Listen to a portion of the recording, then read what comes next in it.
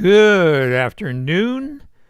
Glad everybody could join us. So let's get started talking about AI enhanced dictation on Go for Lunch for April 14th, 2026. Brought to you by GoFor Technology. I'm Roger Harmon, your host, and we're here to make your technology work for you. It's National Look Up in the Sky Day. So take a moment, look up, as Leslie Ann said, those beautiful clouds. And tonight, look up at those beautiful stars. So take a minute and appreciate the world around us. So this is the Go for Lunch showdown for the top three 2026 voice tech contenders. We have in the white trunks Whispers Flow, in the blue trunks Google AI Edge Eloquent, and in the red trunks SIRI, which we're going to call Sheila, so that we don't trip up any of your devices that might be listening. So we're going to get into the differences here as we take a little deep dive into AI enhanced dictation. So we're going to start with Whisper Flow, and that is a high-speed professional dictation app. It uses a cloud hybrid model, which means that it uses both OpenAI's ChatGPT as well as Meta's AI. So it auto removes ums and other filler words, so you don't have to. And it is free when you only need to use 2,000 words per week on a Mac, a little less on the iPhone and iPad, only 1,000 words. So that may not be enough depending on how you use it. It does include a custom dictionary and snippets in the free version. It supports 100 languages, and it has a privacy mode where there is no data retention. So you can keep everything from being retained. So the paid version is $12 per user per month, billed annually, and that gives you unlimited words every week on your Mac and your iPhone or iPad, and it also provides you with prioritized support and feature requests, and a command mode for editing any of the dictation that you did. So let's fire up the old iPhone and let's see what we have here. Just a second, I got to unlock it. And so let's go here. Okay, there we got it. And we have this little feature here on the iPhone that connects it to my M4 Mac Mini, and it keeps giving us the notification, but I have to disconnect it to reconnect it. It's just very confusing. So as always, we have the actual iPhone over here so you can see what I'm doing, and on the other side we have the direct connection, which is a little clearer so you can really see what I'm doing. So we're going to search for Whisper. So we've already searched for it recently, so it's right up here. You can see the icon. So there we go. So we go into Whisper Flow. So this is showing us the most recent dictation that I've done, and this is getting really aggravating. So, and you can go here and see I've used a total of 326 words. I am using the free trial because I actually subscribed to it, but I couldn't log on to the Mac desktop version. I've been working with their support, which has been very good, but so far we haven't solved that problem. So we may cancel that subscription. So the way it works is you go into an app. So let's go into Notes. And so here's a note that already has some text in it that I have done already. So we're going to hit a couple returns there. And so the way you turn it on is you go to the globe in the bottom left of the phone. You click on Whisper Flow keyboard, and then you can see here we have the Start Flow button. So you click on that, and then it wants to tell us that you swipe right from the bottom because Apple requires this to activate the microphone. So you hit the little X up here to get rid of that. And it has gone back to the app, so we're going to go back to here, and so we're going to hit the microphone. And I want to tell you about Whisper Flow, which is this amazing AI app that lets you dictate much faster than you can probably type. So I hit the check mark, and then it's going to be hard to read, but it did take out my ums and kind of cleaned up my dictation there. So that's the way it works. So if we go back to the app, we'll see down here that it wants us to feed back. So down here at the bottom, we have the dictionary. So it is looked at some of the words that I've used in dictation and added that to the dictionary. It also has snippets. So here's a snippet. For example, if I hit QRH, that's going to type my name. And so if I say thanks for joining Go for Lunch, it's going to type my email address, which is something it did all by itself. And then we have the style. So we are in the casual style right now, and we have the choice of formal, very casual, and excited. So you can get excited if you like. We're going to keep it on casual. And then the notes function is just to take a quick note on your iPhone when you get a little idea or something you need to do. You can just add a note here using that. So that's the way that it works. So this is keeping track of my words, which is very important when you're using the free version. So you can see I've done a total of 300 words over the time I've been using it. And the free version is a 2-week trial of the pro version. So you can try it out, see if you like it before you pay for it. So WhisperFlow gives you the capabilities beyond just transcription. The magic editing doesn't just type what you say, it types what you meant.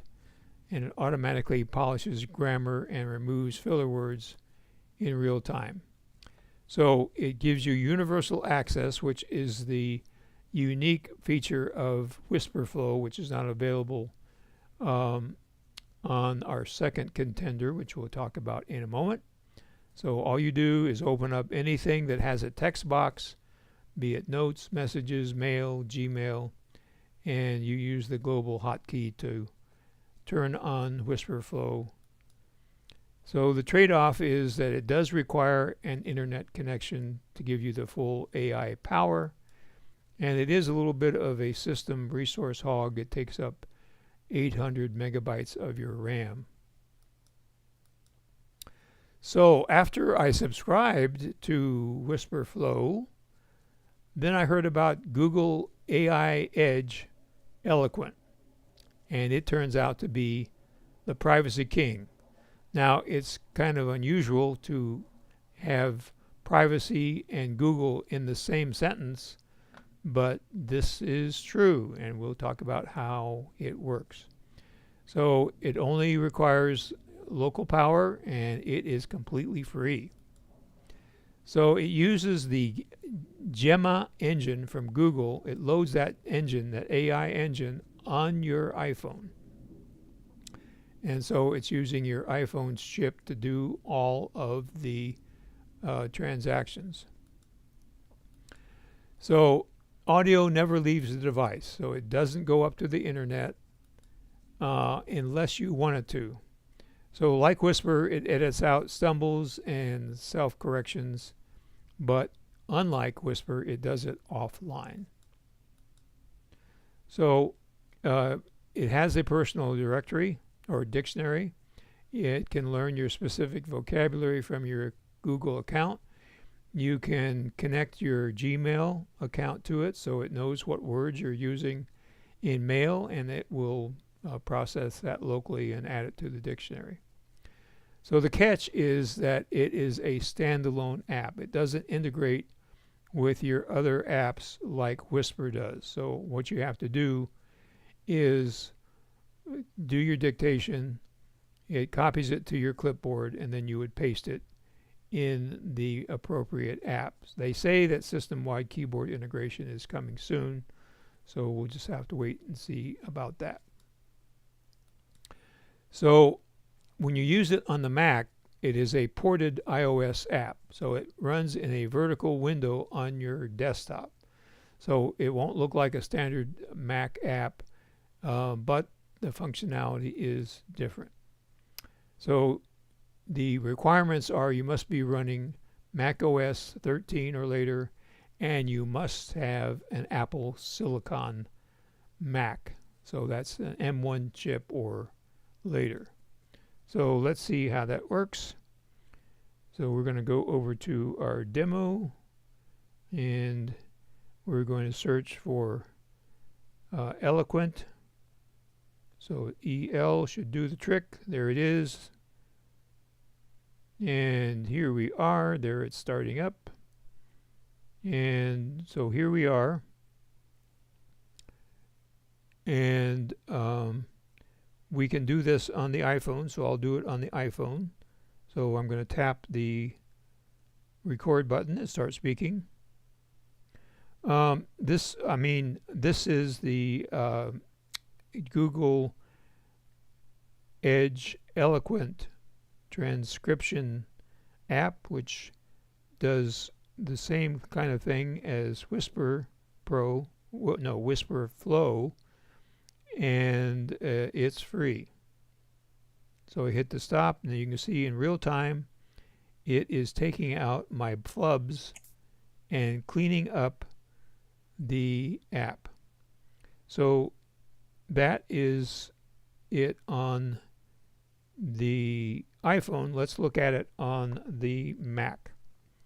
So we're going to go over here to the Mac, and we're going to get it up on our Mac right here. There we go. So here we have it on the Mac, so it's just like the iPhone because it's ported from the iPhone. So whether they're going to make it into a true Mac app later, I don't know. So we're going to do the same thing here. Yeah, right. So this is on the Mac. So it's a little different in that it is not a Mac app. It only works like the iPhone app. So it gives you the iPhone type window on your Mac. So we hit the stop button, and you can see again, it's cleaning it up in real time. And so it says right here, it's cleaned up text. So then you would click here on the little copy icon. So it shows that it's copied to the clipboard, and then you would paste it into whatever app you're working with. And then down here on the bottom, we have the history. So you can go back and find history. You have a search box up here to search your history. And then this little switch up here is where you would turn it on to get more enhanced features by going up to the internet and using Gemini to clean it up even better. And then here we can select key points, but we have to have the cloud integration up here to do that. So we're not going to be able to do that. And then here we have our dictionary. So it has gotten words from my dictionary, so it's got the correct spelling of GoFor, and it's got the correct spelling lowercase I, capital O, capital S for iOS, and it spells Leslie Ann's name without a space. So that's the way that that works. So let's go back to talking about Eloquent. So here's when you set it up, you get this choice here to use on-device mode or have enhanced text polishing by going up and using Gemini. So you can have it completely private, but if you want it to work a little better, you can do that additional polishing. So now we have SIRI. We are calling it Sheila. So that's the ecosystem specialist. It was supposed to work with Apple Intelligence. It does, kind of, but not the way it was promised 2 years ago. We were told that this will happen with the next version of the operating system, version 27, coming in September probably, and so we'll have to wait for that. It does now, however, give you open files capabilities, sending messages, and you can trigger shortcuts, so it has system-wide control. It does have now, in version 26.3, live captions in FaceTime and audio translation during phone calls. So that's something that is unique. Unfortunately, reliability reports in 26.3 suggest that there's some degradation in the standard dictation accuracy compared to previous builds. So maybe that will be fixed in 26.4. I haven't been able to check that. So which one should you use? Well, you can use a combination of them. You would want to use WhisperFlow if you're writing long form content, like maybe writing a book or dictating long emails or a blog, and it will give you the fastest, cleanest output without manual editing. You want to choose Google Eloquent if you have sensitive data that you don't want on the internet, such as medical or legal, and you need high quality transcription that never touches the cloud. And of course you can choose Sheila when you need to do things like set reminders, move files, or use live translation during a meeting. So that's my roundup. If you have any questions, and I see that you are adding things there in the comments section on YouTube, you can do me a big favor by sharing the GoFor Gazette, which comes out every Monday morning about 7 o'clock, with anybody you know that uses Apple devices. And if you haven't already, give us a thumbs up and subscribe by clicking on the like button there at the bottom of your screen.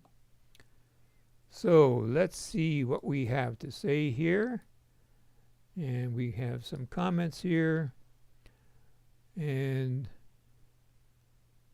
let's see here. If I can get back to here, he says, Doriana says that to Chris, AI can take one down many rabbit holes. Have to keep ourselves on point, but it does great things in helping expand our work and work in beautiful ways. And Alice says, cancel that, it should work for you.